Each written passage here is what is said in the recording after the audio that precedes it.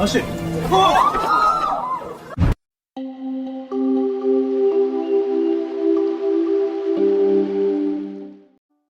Kisah ini membawa kita kembali pada tahun 1975, di mana hamparan salju yang dingin menjadi saksi bisu perjuangan seorang gadis muda bernama Solha.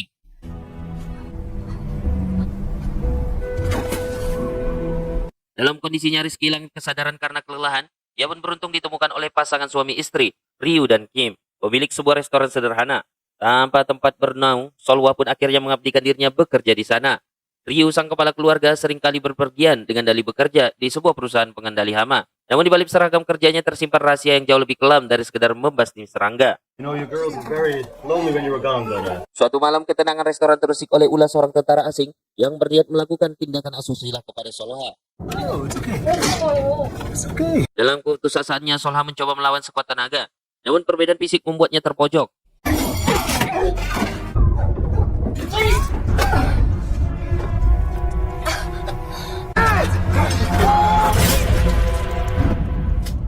Di saat-saat kritis itulah, Ryu muncul dengan ketenangan yang mengerikan. Tanpa kepanikan sedikit pun, Ryu justru berkata bahwa Solha baru saja membasmi seekor serangga.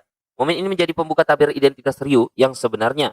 Ia adalah pemimpin organisasi asasin yang menggunakan kedok pengendali hama untuk melenyapkan sosok-sosok parasit dalam masyarakat. 우리 가족들.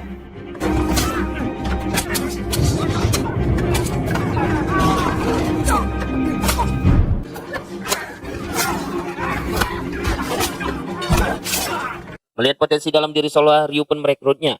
Selama puluhan tahun, gadis malang itu bertransformasi menjadi eksekutor paling brutal, sekaligus paling rapi yang pernah dikenal di semenanjung Korea. Namun waktu adalah musuh yang tak bisa dibunuh. Kini di usia senjanya, tubuh Solha mulai menunjukkan tanda-tanda kelelahan. Dalam sebuah perjalanan di kereta, kita melihat bagaimanakah ia masih menjalankan tugasnya dengan presisi, mengeksekusi seseorang pria kasar yang menggunakan jarum mematikan di tengah guncangan gerbong tanpa ada satupun penumpang yang menyadarinya.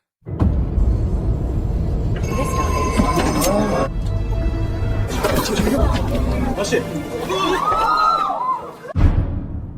Meskipun misinya selalu sukses, efek samping dari teknik mematikan yang ia gunakan selama bertahun-tahun mulai menyebabkan tangannya sering mati rasa.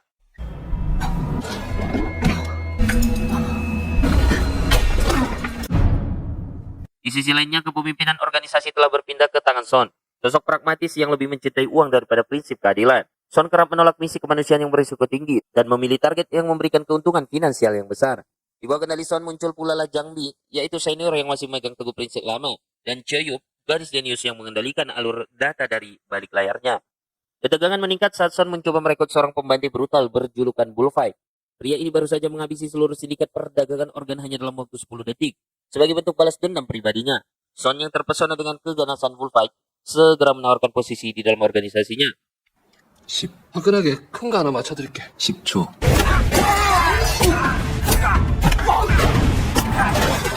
Namun pertemuan mereka tidak berjalan mulus karena Bullfight bukanlah tipe orang yang mudah tunduk pada otoritas, yang akhirnya memicu percikan keributan di markas mereka. Kehadiran Bull di markas besar memicu ketegangan instan di antara para asasin lainnya.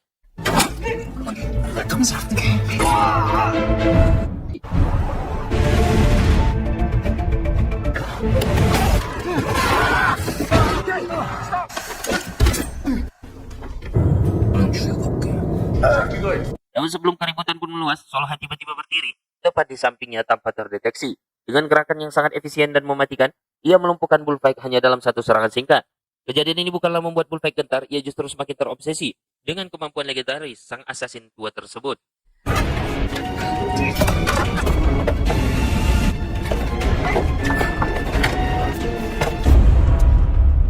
Sebagai misi pembuktian, Bullfight mengambil tugas yang sebelumnya ditolak oleh Jang Bi, mengeksekusi seorang direktur korporat yang berselingkuh. Bullfight menjalankan misi ini dengan cara yang sangat ekstrem sekali. Jika assassin lain hanya membawa cincin kawin sebagai bukti, ia justru menyerahkan cincin tersebut masih melingkar di potongan jari sang target. Kekejaman ini mulai menciptakan standar baru yang mengerikan di bawah kepemimpinan Son. Di sisi lainnya, Jang Bi dikirim untuk melenyapkan seorang wanita spesialis penggoda pria kaya. Misi tersebut awalnya berjalan lancar, namun saat Jang Bi hendak meninggalkan lokasi setelah menyamarkan kematian target sebagai kecelakaan, ia mengalami halusinasi hebat. Ia melihat sosok gadis di seberang rel yang sangat mirip dengan mendiang putrinya. Akibat gangguan mental tersebutlah, Jang Bi menjadi ceroboh dan meninggalkan saksi mata yang bisa mengancam kerahasiaan organisasinya. Kecerobohan ini pun dianggap sebagai pelanggaran yang sangat berat. Son segera memerintahkan Solwa untuk mengeliminasi rekan lamanya itu. Solwa berhasil melacak Jang Bi di makam anaknya. Menyadari ajalnya semakin mendekat, Jang Bi memilih untuk kabur hingga memicu aksi kejar-kejaran mobil yang sangat berbahaya.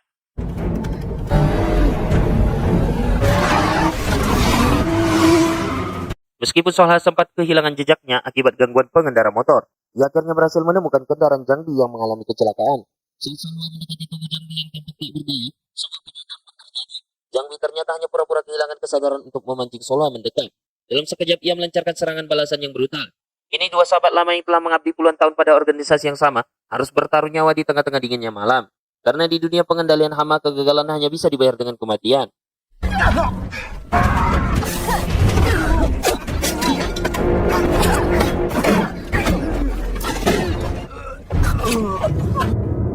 Kondisi fisik Solha yang mulai menua membuatnya kewalahan menghadapi serangan bertubi-tubi dari Jang Bi.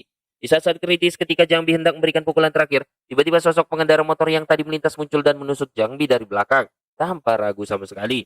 Sosok itu adalah Bullfight. Bukannya berterima kasih, Solha justru murka karena urusan pribadinya pun dicampuri. Bullfight yang angkuh hanya mengejek Solha sebagai legenda yang sudah karatan, sebelum akhirnya berlalu pergi, meninggalkan Solha yang terpukul meratapi kematian sahabat lamanya.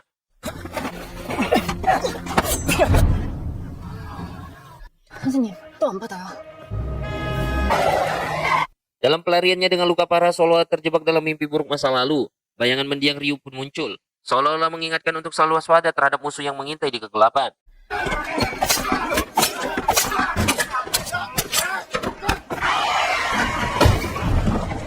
Saat terbangun, ia mendapati dirinya dirawat oleh Dr. Kang, satu-satunya orang yang ia percaya di luar lingkaran organisasi.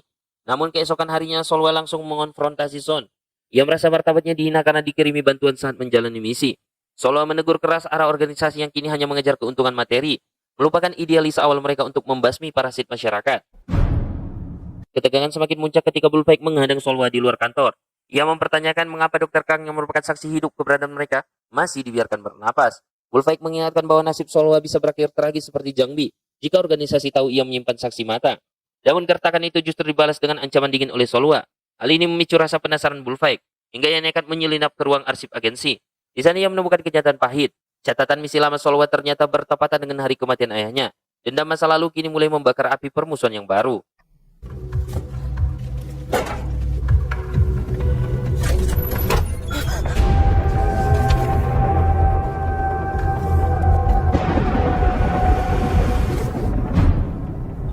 Di sisi lainnya, Solha sempat berniat menghabisi Dr. Kang demi keselamatan dirinya. Namun saat mengamati keseharian sang dokter, hatinya pun melunak. Ia melihat Kang yang sedang berjuang menuntut keadilan atas kematian istrinya akibat malpraktik. Sambil membesarkan putri kecilnya, Haini yang hidup sederhana, berjualan buah. Perhatian tulus yang diberikan oleh Kang saat memeriksa lukanya membuat tangan dingin Solha gemetar. Untuk pertama kalinya dalam puluhan tahun karirnya, sang legenda gagal menjalankan misi.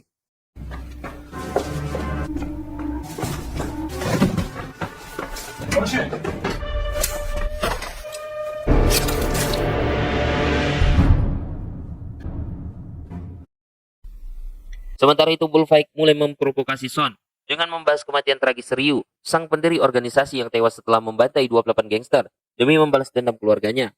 Bagi Son, loyalitas selama 4 dekade yang diberikan Solha hanya lembaran masa lalu yang mulai usang. Ia memandang Solha layaknya pisau bermata dua, sangat tajam untuk membunuh musuh, namun bisa sewaktu-waktu melukai pemiliknya jika dibiarkan terlalu lama. Di saat yang samalah hubungan antara Solha dan Dr. Kang semakin mendalam secara emosional. Kang berbagi beban berat tentang perjuangan mencari keadilan atas kematian sang istri tanpa menyadari siapa sebenarnya wanita tua di hadapannya itu. 죽이고 싶어.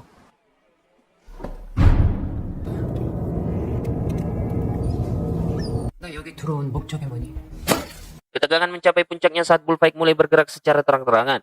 Ia mendatangi klinik hewan milik Kang dengan dalih mencari pengobatan.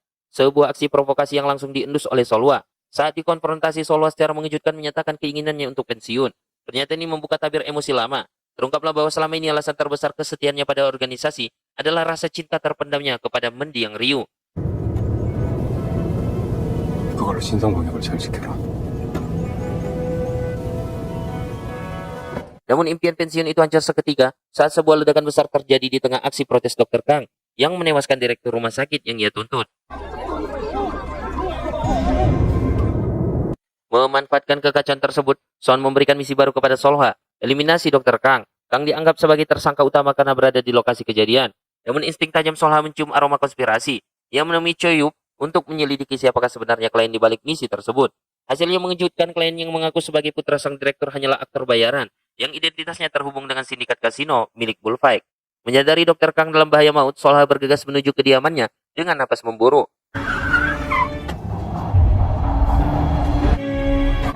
Namun setibanya di sana ia justru menemukan Kang dalam keadaan baik-baik saja. Segalanya hanyalah skenario licik yang dirancang Bullfight untuk membuktikan bahwa Solha memang memiliki kelemahan, yaitu perasaan sayangnya kepada sang dokter. Di sebuah kafe, keduanya akhirnya duduk berhadapan untuk membicarakan kebenaran yang selama ini terkubur, di mana bayang-bayang maut mulai mengepung mereka dari segala arah.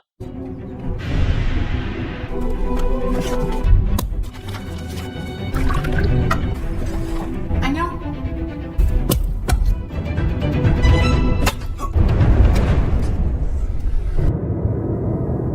Titik terang pun mulai muncul saat Bullfight bersin karena alergi parfum yang ia derita. Seketika ingatan Solwa terlempar ke masa puluhan tahun silam.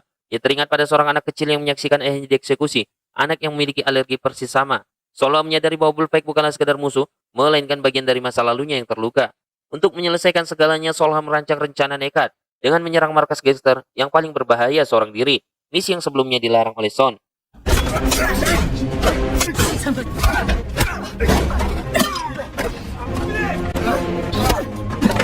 Benar saja, Son berkhianat dan membiarkan Solwa terkepung tanpa bantuan, bahkan menyuruh bos gangster untuk menghabisinya.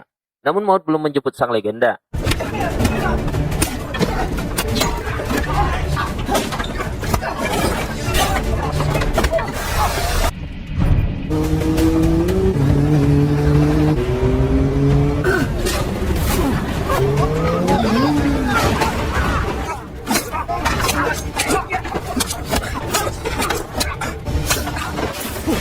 Solwa berhasil bertahan dan akhirnya membawa Bullfight bicara empat mata.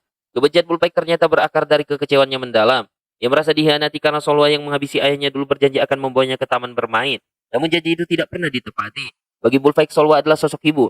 Namun penolakan Solwa di masa lalu membuatnya tumbuh menjadi pria yang haus akan kekerasan dan pengakuan. Ia masuk organisasi bukan murni untuk balas dendam, melainkan agar bisa kembali dilihat oleh Solwa. Pertarungan puncak pun terjadi di sebuah gedung tua.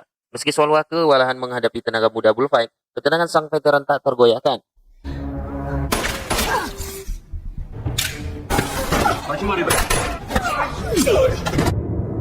Di detik-detik terakhirnya setelah terluka parah, Bullfight menumpahkan segala isi hatinya. Solwa yang baru menyadari besarnya luka anak itu hanya bisa memeluknya dengan penuh penyesalan. Bullfight akhirnya tewas di pangkuan satu-satunya, sosok yang ia anggap sebagai orang tua. Tepat setelah ia merasa diakui.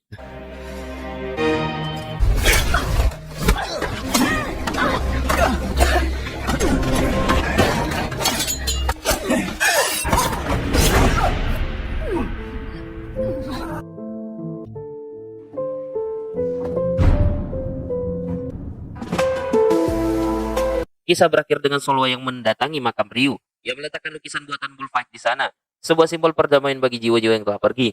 Di sisi lainnya, Dr. Kang berhasil memeluk kembali putrinya, Haini, berkat perlindungan rahasia dari Solwa.